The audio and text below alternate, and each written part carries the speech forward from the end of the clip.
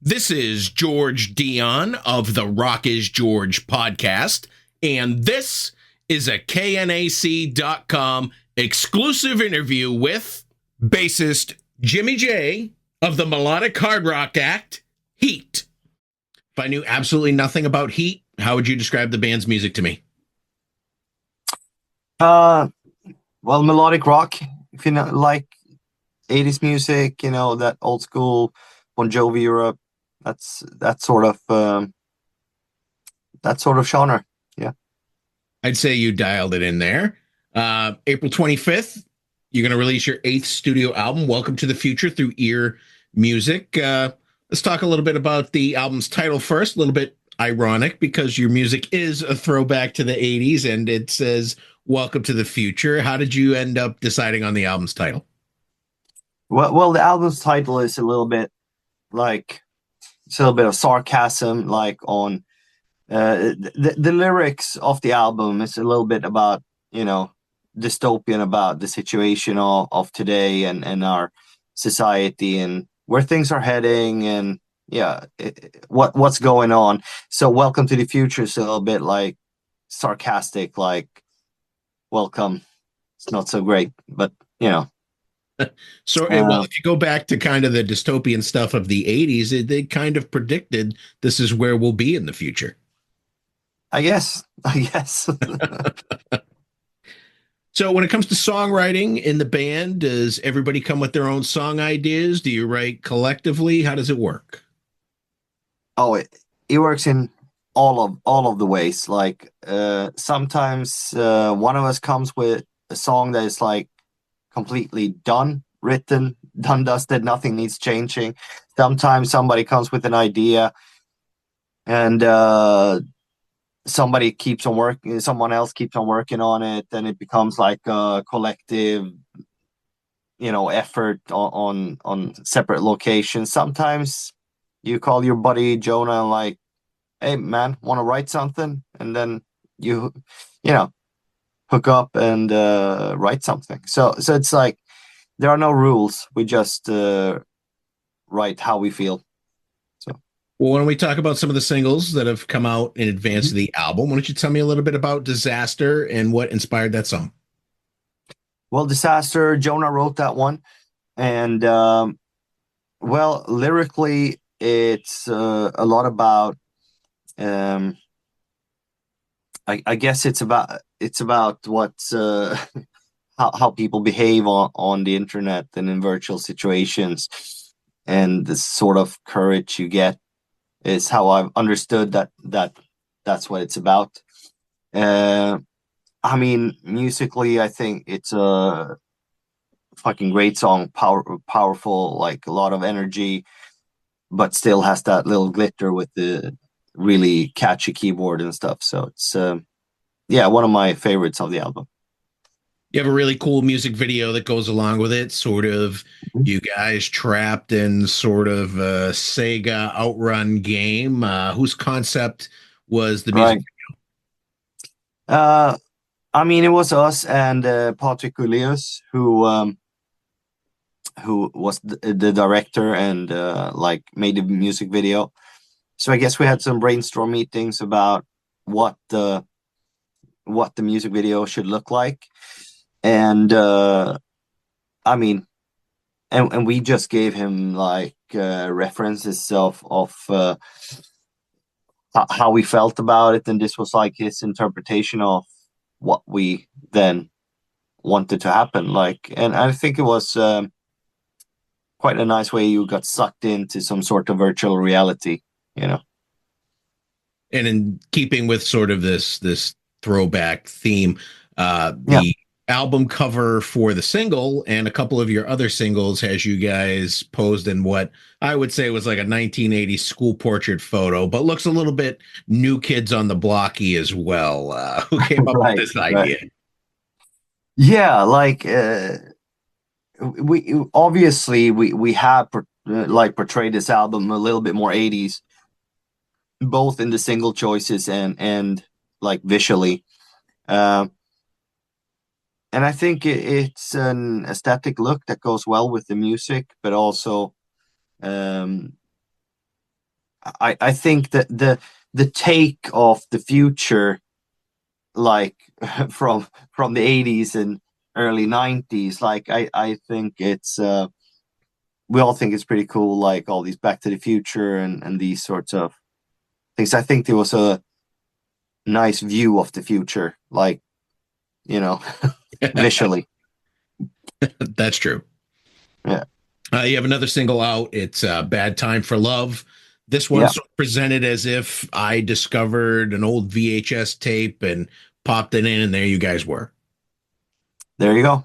It's exactly what we were going for, and we also wanted to like film our live show, like obviously as a music video. So this is pretty much what we bring like on tour. It's kind of big now with the inflatable eye that we have that we bring, and the ramps, and you know, all the bells and whistles. So it's kind of, that's what you're gonna see if you go and see Heat at a decent sized venue. And that's what we wanted to. That was inspiration from Ace's High Iron Maiden video, where it's like they're it's it they're trying to make it look like a live show, but it's obviously, you know, staged. But so that's what we were going for. So Is this your biggest stage production so far? oh, definitely. It's we actually haven't played a venue that has allowed all the stuff that we have for it yet. So uh yeah. Wanted to ask you a little bit about the album cover. I saw the album cover, and it reminded me of this by Deep Oh yeah, Purple. This is like one sure. of their greatest hits album. When we rock, we rock. When we roll, we roll. Was it inspired by this, or just a happy coincidence? It's probably just a happy coincidence, but I'm sure that like ultimately it's Dave that has done the entire uh, graphics and the album cover and all of that, that ultimately became the visual concept of the entire album and live show. So I mean, the guy has listened to Deep Purple. I'm sure that there's plenty of things that, you know, are in the back of his mind visually that he finds nice aesthetically. So I mean, it's not total coincidence that it ends up looking like a different great rock album a little bit, you know. Right. You guys have already started touring in support of the album. You just finished a Mhm. couple of weeks in the Nordics. You were in the UK before. How did that go? It went great. Like ultimately, it was maybe a little bit too early in terms of like release schedule and stuff, but we got a little bit delayed with the recording, so it is what it is, you know. The album got a little bit delayed in the release schedule and stuff. Uh, so I mean, when we toured UK, we only had Disaster released from that one, and yeah, I don't think yeah, Bad Time for Love was not out either, and it was only Disaster that was out on both of those tours. So it's like it would ideally you would have loved to have like 3 or 4 singles out by that time. So is that how you're adding the new music to the set as the single comes out, you add it to the set, or are you just sticking with just a couple? Yeah, I mean, we did add Bad Time for Love uh to the set even though it wasn't released. So that was a little bit like, yeah, fuck, we're gonna play it anyways, and you know, and that's always nice, you know, to have that sort of surprise on the live show. But yeah, I mean, it's not a rule that we have to add a single to a set, but with Disaster, we felt like it, and we felt like it with Bad Time for Love as well. So On one of your shows in the UK, you were joined on stage by UK artist Shez Kane, who is also sort of that '80s throwback, very powerful Mhm. voice, great artist. Had you ever met her before? Yeah, we run into each other, like, and we talk when we're out playing. Um, so yeah, I think she's very talented. I've seen her show, and yeah, her music is great. So. Uh, this May, you guys are going to be heading over to South America. From what I hear, some of the craziest hard rock and metal crowds are down in South America. Have you been down that way before to kind of verify that? Yeah, we did play the same festival. Well, it was called something else before, but now it's called Bangers Open Air. It was called Summer Breeze Brazil last time we played, but from what I understand, it's the same people that run it, and same concept, same place. Uh, and we played Buenos Aires before, and Buenos Aires. I mean that's a 600 cap venue, and it was completely packed. And yes, indeed, craziest rockers you'll find.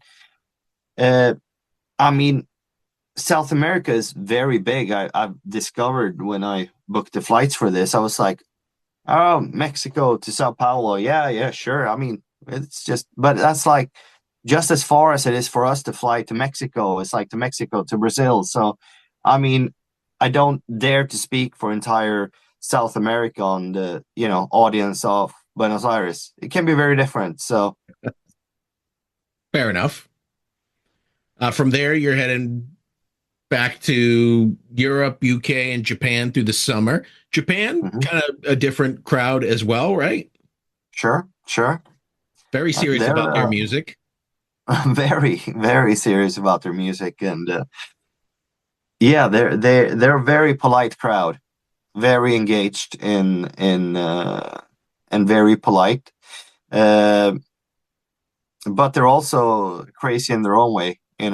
They you'll never find as you'll never get like as many gifts and sign as many things as when you're in Japan. It's they are very respectful and such a nice audience. It's gonna be nice to be back after so many years. So, in your personal experience, what do you prefer? Do you prefer the festivals where it's crazy and thousands of people, or do you like the headline shows where it's just you and it's kind of more intimate? It's I mean, I love both. Like it's really both have their charms. Like, I mean, I do love playing big productions and like festivals, but at festivals at that size, you get a little bit disconnected from the crowd, and at your own headline shows, you can choose your own involvement, like with the crowd, so to speak. Like, so it's two completely different things, but I really enjoy both of them. What are the chances of seeing Heat in the USA sometime soon? Uh, Unfortunately, I think they're pretty slim. I haven't seen an offer, but who knows? Like, we sure want to come and play there. Like, we do. We have done the Monster Rock cruise, obviously not on U.S. soil, but like it's a little bit easier for American fans, I guess, to see us on a event like that. But it's a little bit difficult with European bands going to play in the America because very expensive visas and such. And somebody's always gotta pay, and take the risk. Right. Do you guys ever get confused with Eclipse at all? Similar music from similar areas. I know you guys have co-headlined before, so people Mhm. certainly got a double dose of Swedish hard rock there. But do people ever confuse the two of you? Uh, I've not heard anybody has confused us. I mean, we get compared a lot, obviously, for obvious reasons. Um, and I guess like there's a healthy little competition going on between us, obviously, in every sort of aspect of, you know, having a band. but they're really great friends of ours as well. So it's yeah, it's, but never gotten confused. All right. I want to hit the time machine a little bit on your career. I want to go back to 2010. Hmm. You're listed as having a credit on Live at Firefest by Jimi Jamison. I would imagine this was a huge opportunity for you as a young musician to get this gig. So why don't you tell me how you got involved with it? Yeah, sure. I guess Tommy Denander, who got the task to put together the band for Jimi Jamison coming over and playing Firefest, and I mean, he knew that we were great fans of Survivor, um, me and Jonah. So yeah, he thought it was natural to ask us, and we also played that year at Firefest, so it made sense as well. Um, but yeah, that was.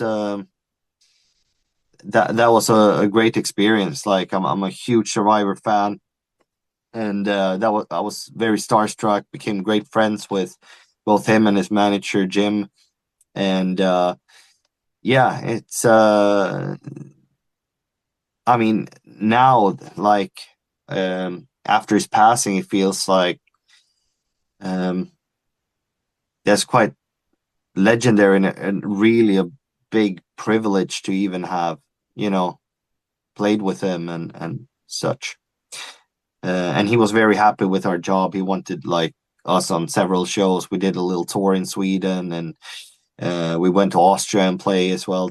And yeah, we always had a good time. And yeah, he was a great guy. Good to hear. Good to hear. It was a good experience. Mhm. Truly missed in music, Jimi Jamison. Yeah, yeah, me too. His great voice. So, in addition to Heat, you have a side project when Heat's not up and running. It's called GINEVRA. Yep. How you pronounce it?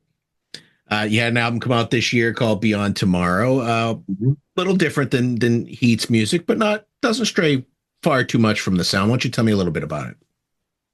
Sure. It's a project put together by Frontiers Records, and I guess the it revolves a lot around Christian Fear.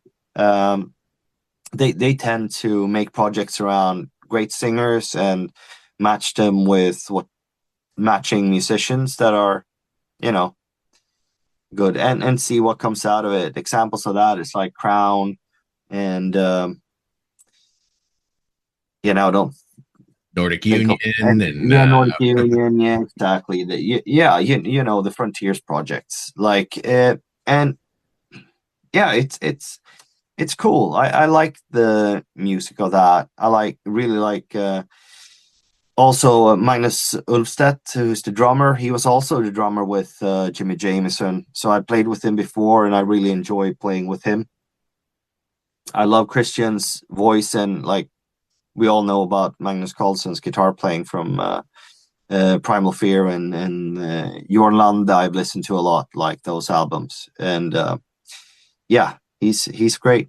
So it was a no brainer to jump on that and see what we can come up with. absent from the second album was Alessandro Del Vecchio. Was a little Mhm. weird not having him there because he was like king producer over at Frontiers for a long time. Yeah, I mean they have from what I know, like apart from GINEVRA, where I'm ultimately, I mean, I'm not a very big force within GINEVRA. Like I play the bass and I do as good as I can, and it's a really great fun creative process to put down the bass lines and stuff like that because I've complete freedom in that, and the music leaves room for more elaborate bass work. Um, but that's as far as it goes with GINEVRA. Like at the moment, I mean, if it would take off and we would get singles and stuff, I guess it would be live shows and stuff. But right now, I mean, it's just great music and such. But I as I understand, they've had some structural changes in Frontiers Records, and I guess that was uh, Del Vecchio leaving was one of those things, you know. Right. Change is tough sometimes. I guess. So before I let you go, I have to know, sometimes the band's name appears in an acronym, H.E.A.T, and sometimes it appears as just Heat. So is there any meaning behind the acronym, or is it just to get people talking about it? No, no, no. There is definitely a, a meaning behind it. Uh, but we have sworn to each other that we will never spill the beans. So sorry. Eventually, Wasp revealed what it was. So one day you're going to do I guess. it. Well, that's all the questions I have for you today, Jimmy. The new Heat album is Welcome to the Future. It comes out April 25th through earMUSIC. Another fantastic album. I wish you the best of luck with it. And I want to thank you for taking the time to tell me more about it.